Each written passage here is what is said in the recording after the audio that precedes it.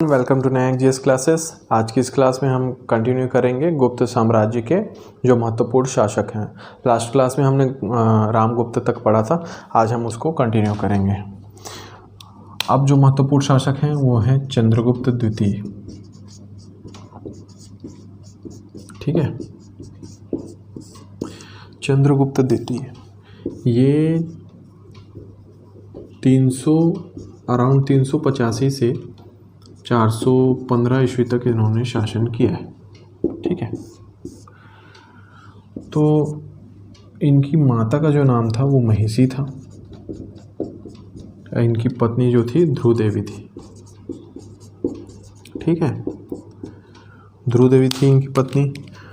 और इन्होंने अपनी 2 राजधानी बनाई थी। पहली राजधानी थी पाटलिपुत्र, दूसरी राजधानी थी उज्जैनी। ठीक है, तो ये इनकी राजधानी थी।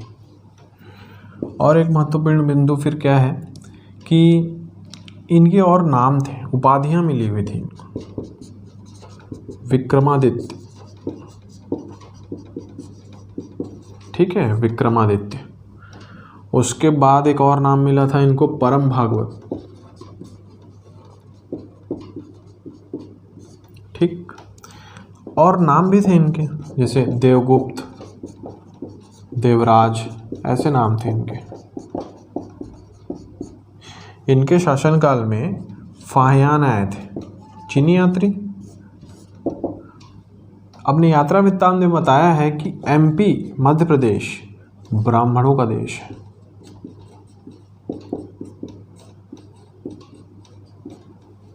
ब्राह्मण जो धर्म है ना, उस समय चरमोत्कर्ष पर था, अपनी ऊंचाइयों पर था। शासक वर्ग द्वारा इसको बहुत अधिक संरक्षण प्रदान किया गया था, ब्राह्मण धर्म को। अन्य धर्मों को भी प्रॉपर अटेंशन दिया गया था, सम्मान दिया गया था, लेकिन ब्राह्मण धर्म अपने चरमोत्कर्ष पर था। ठीक है, इसके अलावा जब हम देखते हैं तो इसने साम्राज्यवादी नीति अपनाई। कूटनीति अपनाते हुए इसने अपने जगह को मजबूत किया, अपने सत्ता को मजबूत करने के लिए नागवंश, ठीक है, नागवंश की कन्या कुबेर नागा से विवाह किया। कुबेर नागा से विवाह। वकाटक वंश, रुद्रसेन द्वितीय से अपनी पुत्री प्रभावती का विवाह करवाया। ठीक है, कदम वंश, काकुत्सवर्मन, इसकी पुत्री थी, क्या नाम था इनकी पुत्री से कुमारगुप्त का विवाह कराया। कुमारगुप्त इनके पुत्र थे, तो कुमारगुप्त से इनका विवाह कराया। तो इन 3 राजवंशों से इनका संबंध था, वैवाहिक संबंध। अब हम देखते हैं कि इनके शासन का जो मुख्य उद्देश्य था वो था कृतसेन विजय, मतलब संपूर्ण पृथ्वी को जीतना। क्या? संपूर्ण पृथ्वी को जीतना। कालिदास जो इनके दरबारी कवि थे। अब इनके नवरत्नों के बारे में बात करते हैं। कौन कौन से इनके नवरत्न थे?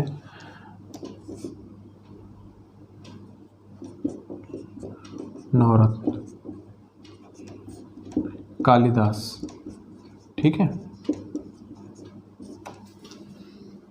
वराहमिहिर,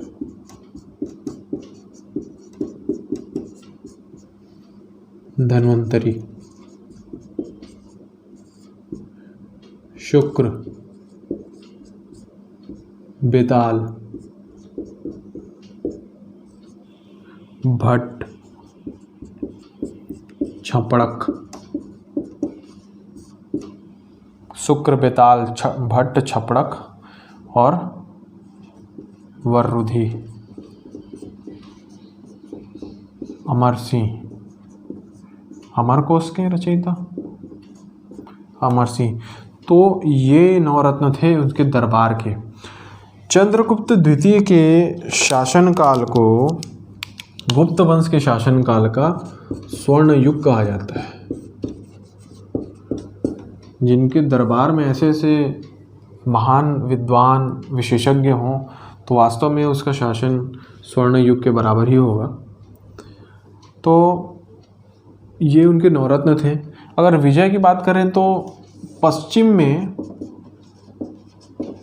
में रुद्र सिंह तृतीय शक थे, पराजित किया इनको।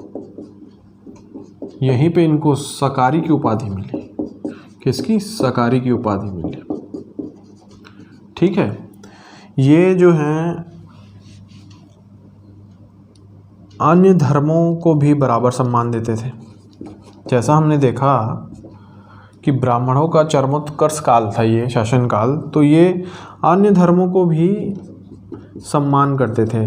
मतलब इनके शासनकाल में अन्य धर्म के लोग भी थे। जैसे कि आपका एक शासक थे एक संधि विग्राहक थे वीरसेन। ये थे आपके शैव धर्म के। इसको उधर रख देते।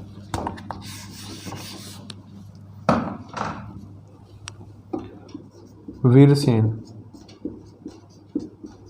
इनके संधि विग्रह थे, शैव धर्म के थे। दूसरे हैं आपके आम्रकद्रव। ये इनके सेनापति थे और बौद्ध धर्म के थे। तो इससे पता चलता है कि सभी धर्मों को ये प्रॉपर सम्मान दिया जाता था गुप्त काल में। ठीक है। तो ये थे चंद्रगुप्त द्वितीय। आप नोट डाउन कर सकते हैं, बहुत महत्वपूर्ण बिंदु है। चलिए हम आगे देखते हैं अब दूसरे शासकों के बारे में।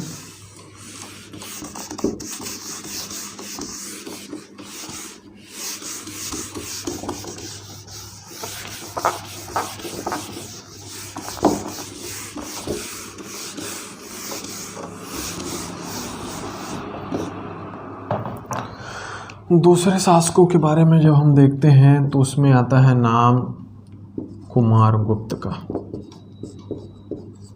कुमारगुप्त चंद्रगुप्त द्वितीय और ध्रुव देवी के पुत्र थे। सबसे ज़्यादा जो अभिलेख मिलते हैं वो इन्हीं के शासनकाल के हैं। कुमारगुप्त 415 से 455 ईस्वी तक। ठीक है। सबसे ज़्यादा मैक्सिमम अभिलेख इन्हीं के मिलते हैं 18। महत्वपूर्ण अभिलेख में बिलसड़, मंदसौर ये अभिलेख है। इनके शासन के बारे में जानकारी मिलती है इन अभिलेखों से। शासन जैसे कैसी राजनीति है इनकी, प्रशासन व्यवस्था कैसे है। ठीक है। इन अभिलेखों में बताया गया है कि इसने चारों समुद्रों के बीच की भूमि जीत ली है। चारों समुद्र के बीच की भूमि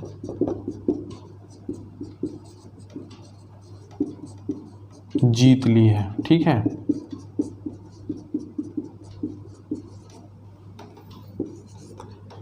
स्कंदगुप्त का एक अभिलेख है, भीतरी अभिलेख। स्कंदगुप्त का भीतरी अभिलेख।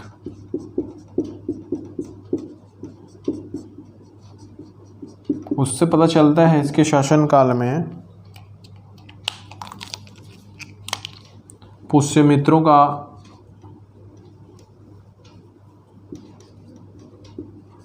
आक्रमण हुआ था।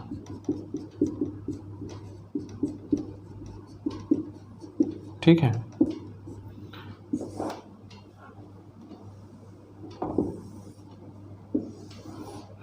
और एक महत्वपूर्ण बिंदु क्या है? चीन के साथ इसने अपना व्यापार बढ़ाया। चीन के साथ व्यापार और सांस्कृतिक संबंध। अपना दूध भी भेजा यहाँ चीनी दरबार में अराउंड 428 ईस्वी में। ठीक है। बहुत सारे सोने के सिक्के जारी किए थे इसने, स्वर्ण सिक्के मिले भी हैं बयाना से। तो ये कुछ महत्वपूर्ण बिंदु हैं इसके बारे में, ठीक है। एक और महत्वपूर्ण चीज़ है, वो है कि नालंदा में बौद्ध विहार की स्थापना कराई थी इसने। नालंदा में बौद्ध विहार, ठीक है, नालंदा में बौद्ध विहार की स्थापना कराई थी। तो ये थे कुमारगुप्त। अब हम देखते हैं स्कंदगुप्त के बारे में।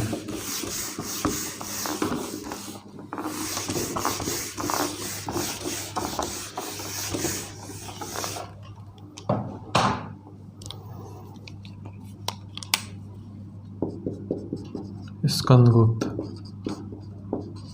इनके दो महत्वपूर्ण 455 से लेकर 467 ईस्वी तक, इनके दो महत्वपूर्ण हमको अभिलेख मिलते हैं। एक तो है आपका भीतरी अभिलेख, दूसरा है आपका जूनागढ़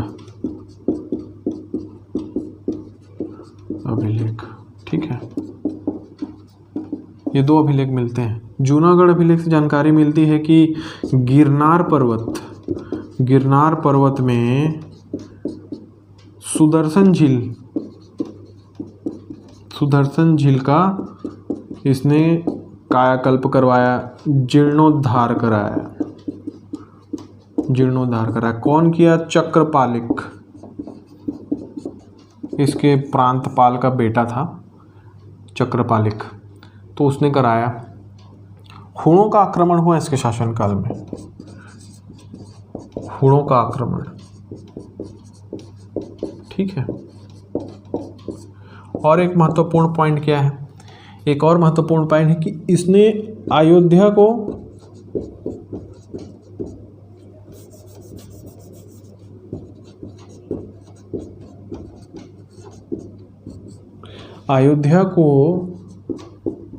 प्रशासनिक सुविधा की दृष्टि से अपनी राजधानी बनाया। तो देखिए, इससे पहले पाटलिपुत्र, उज्जैनी, अब तीसरा अयोध्या को प्रशासनिक सुविधा की दृष्टि से अपनी राजधानी बनाया।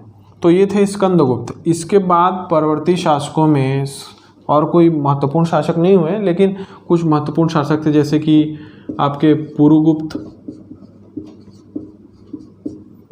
उसके बाद नरसिंहगुप्त, बालादित्य,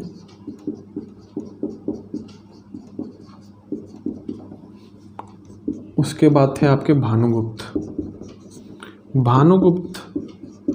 इनका एक एरण अभिलेख मिलता है 510 ईस्वी का। इसमें सती प्रथा के बारे में जानकारी मिलती है कि उस शासनकाल में भी सती प्रथा थी।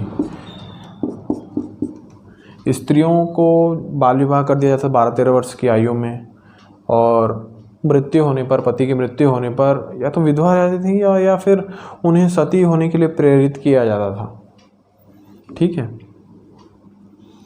और इनके अंतिम शासक थे शायद विष्णुगुप्त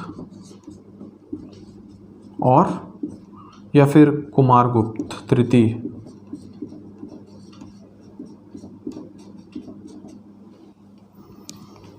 तो ये था महत्वपूर्ण जानकारी गुप्त वंश के महत्वपूर्ण शासकों के बारे में। आई होप आप लोगों को चीज़ें समझ में आई होंगी, आपके लिए हेल्पफुल रही होंगी, ठीक है।